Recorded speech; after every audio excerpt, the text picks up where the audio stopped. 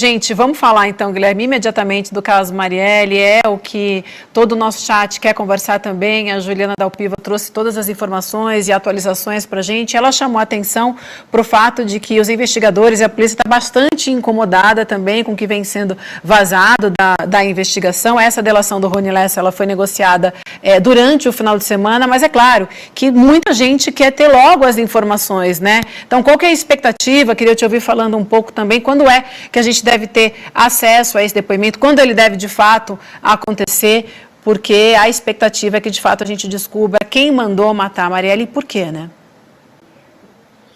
Vivi, bom dia, Deluca, bom dia, Rodrigo, bom dia a todos que nos assistem. Eu conversei ontem à noite com uma pessoa da investigação que está muito preocupada pelo seguinte. Essa pessoa ela não quis me confirmar se houve de fato, se fecharam ou não fecharam a delação, nem que sim, nem que não. É uma pessoa que eu falo desde o início do caso, muito cautelosa e que é muito ciosa do que é publicado antes pela imprensa, antes de eles, policiais, eles investigadores, conseguirem ter o timing correto de acordo com a investigação, né, de acordo com a necessidade de preservar algumas informações. Antes disso, essa pessoa nunca me confirmou, nunca me adiantou nada, mas sempre é muito correta em me explicar em que fase que está a investigação, quando saem notícias de me falar, isso aqui não existe, isso aqui a gente já descartou há 2 anos. Então é uma pessoa que eu confio muito. O que essa pessoa me explicou? Primeiro, que essa informação sair agora, e ela fez a ressalva, não estou confirmando, bagunça muito a estratégia da Polícia Federal e do Ministério Público. Por quê? O delator de um caso como o da Marielle, ele é um delator diferente de uma delação da Lava Jato, por exemplo. Basicamente, pela natureza dos crimes que estão sendo delatados ali. Um crime como o de corrupção, ele envolve, na maioria das vezes, empresários, políticos, lobistas, doleiros. É um crime que a gente chama de crime de colarinho branco. É um crime que não tem, na maioria das vezes, não tem sangue envolvido, não tem morte, não tem violência física. O crime de assassinato, né, como o da Marielle, do Anderson, envolvendo milícia, matadores de aluguel, facções como o escritório do crime, potencialmente bicheiros, são crimes que envolvem a vida de outras pessoas. Então ontem a notícia e o jornalista ele não tem que tem que preservar o sigilo da informação é a polícia. Quem errou ao deixar, né, de fato essa informação estiver 100% correta, quem errou de deixar essa informação vazar foi o Ministério Público, foi a Polícia Federal. O jornalista ele tem que noticiar, ele tem que o direito à informação que todos nós temos. Mas essa notícia dada ontem pelo Lauro foi muito mal recebida pela Polícia Federal e pelo Ministério Público. Eles acham que a partir de hoje eventuais delatores podem desistir de delação, gente que estava colaborando pode refugar por medo, né? Essa pessoa também fez a comparação com a delação do Elcio Queiroz. Quando veio a público a informação de que o Elcio tinha feito uma delação, que já estava homologada, a família do Elcio estava protegida, o Elcio estava protegido, uma série de medidas para garantir o sucesso dessa decisão do Elcio de delatar e da decisão da investigação de aceitar a delação do Elcio já tinha sido tomada. Eles estão com medo que o Rony seja morto, eles estão com medo que a família do Rony seja morta. Basicamente é isso. E faz sentido esse medo, né? Não tem homologação da delação. A própria nota do Lauro dizia: o que acontece se o Rony hoje aparecer morto? O que acontece se um parente do Rony hoje aparecer morto? Ele vai manter a decisão de fazer uma delação?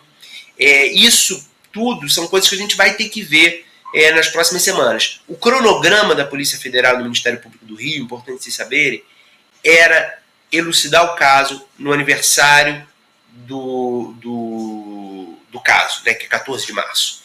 Era esse o cronograma. Ontem era 21 de janeiro. Significa que quase 2 meses antes, uma informação que talvez seja mais importante da informação, uma das informações mais importantes da investigação veio a público, e eles agora estão com muito medo do efeito que isso pode causar em todo o caso Marielle. Gui, aqui no nosso chat tem muita gente falando, obviamente, sobre temas que a gente já tratou aqui, né? Sobre o porteiro, sobre o homem na casa de vidro, que seria o Bernardo Belo, na verdade, não o Jair Bolsonaro. Mas tem muita gente falando sobre a proximidade do Jair Bolsonaro com as milícias. E aí tem uma coisa que eu volto ao caso dos 4 médicos assassinados, dos 3 médicos que morreram e um que quase morreu em um quiosque do Rio de Janeiro. Ah, mas o Bolsonaro tem miliciano que morava perto. Naquela região do Rio de Janeiro tem muitos milicianos que moram lá, né? Que vivem lá, que vão em quiosque, que vão em supermercado, que vão em shopping. Existe uma tendência nossa a apontar que obviamente vai sair o Jair Bolsonaro, alguém da família Bolsonaro como culpado.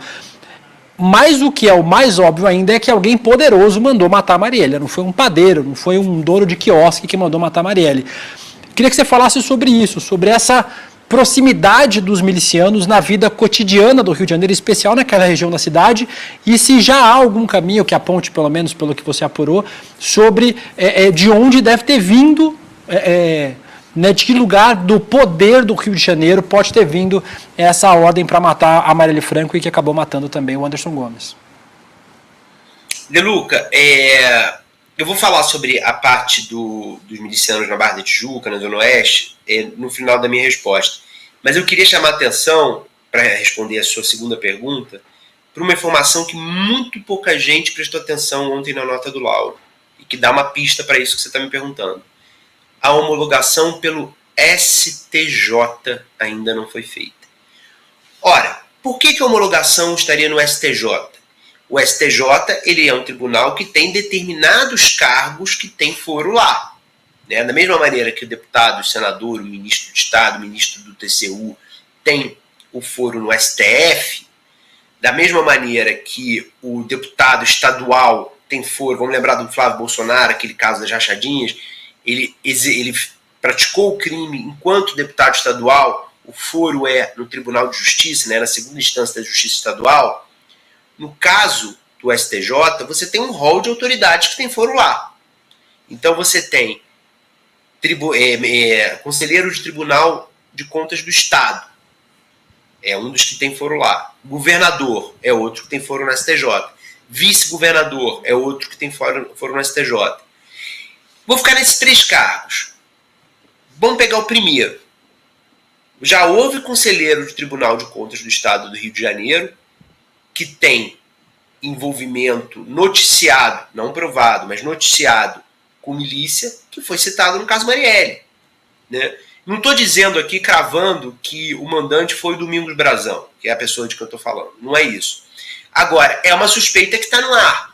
Né? Todo mundo que tem familiaridade com o caso, que cobre esse caso desde do início, ontem, quando viu a nota do Lauro, tomou um susto. Peraí, STJ, então é realmente o Brazão? É o que está na suspeita de todo mundo. É o que está na cabeça de todo mundo. O Brazão, ele é conselheiro do Tribunal de Contas do Estado, ele é de uma família que é muito poderosa politicamente numa área de milícia, que é Jacarepaguá, na zona oeste do Rio. Ele já foi citado no início do caso Marielle.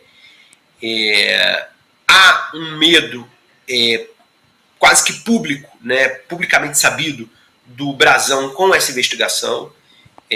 Eu noticiei algumas vezes isso no final do ano passado. Pra vocês terem uma ideia, políticos do Rio de Janeiro foram ao Flávio Dino pedir pelo Brazão. Eu noticiei isso. Pedir que, não dizendo, não, o Brazão não tem nada a ver com o caso Marielle, mas ele está com medo que haja alguma covardia de alguma informação que apareça ali e que injustamente o envolva no caso. O Brazão está com muito medo desse caso. O que advogados dele, o que pessoas ligadas ao Brazão têm dito, é que o medo não seria nada relacionado a Marielle, mas sim que alguma informação que surja no caso o envolva injustamente, é isso que eles têm dito, na história não só de milícias, mas de matadores de aluguel, né, do crime organizado no Rio de Janeiro, que é cada vez mais intrincado, que você tem cada vez mais dificuldade de separar o que é bicheiro, o que é miliciano, o que é tráfico, o que é assassino de aluguel. E no fundo, se você for colocar tudo numa mesa, você acaba vendo que cada um serve ao interesse do outro para todo mundo concorrer junto como criminosos. O Brazão está assustado. É o Brazão? A gente vai ter que esperar. Agora, é uma coisa muito estranha. O caso está no STJ. Sobre a Barra da Tijuca e a Zona Oeste, a Barra da Tijuca é o bairro mais rico da Zona Oeste do Rio. Né? Um dos bairros mais ricos da cidade. O que acontece? Muitas pessoas que enriquecem, não só na Zona Oeste, mas na Zona Norte da cidade também, se mudam para a Barra. É assim há 30, 40 anos. Então, por exemplo, pessoas que moravam no subúrbio, enriqueceram, se mudaram para a Barra. Pessoas que enriquecem em áreas que a gente não chama de subúrbio, mas são áreas mais pobres da Zona Oeste, como Campo Grande, Bangu, Realengo, se mudam para a Barra da Tijuca. Há milicianos na Barra da Tijuca? Há alguns. Né? Há criminosos que enriqueceram e se mudaram para a Barra da Tijuca? Há alguns. O Rony Lessa era um deles. Morava no condomínio do Jair Bolsonaro na Barra, né? O Vivendas da Barra. Agora, significa que todo mundo que mora na Barra é criminoso? Claro que não. É óbvio que não. 99,99% das pessoas da Barra da Tijuca prosperaram com atividades lícitas. É que nem morador de favela. Né? Os moradores de favela são todos traficantes? Óbvio que não. 99,99% dos moradores de favela são trabalhadores, pessoas que não tem nada a ver com tráfico. Né? Então a gente fazer essa associação rápida, o Vivendas da Barra, que é o condomínio do Jair Bolsonaro, é próximo de onde os médicos foram assassinados, logo o Jair Bolsonaro tem alguma coisa a ver com isso, não faz sentido. Né? Não faz o menor sentido. Os médicos estavam ali porque o congresso de medicina que eles estavam participando, a razão da visita deles ao Rio de Janeiro, era ali perto. O condomínio do Jair Bolsonaro era ali perto por uma coincidência também. Né?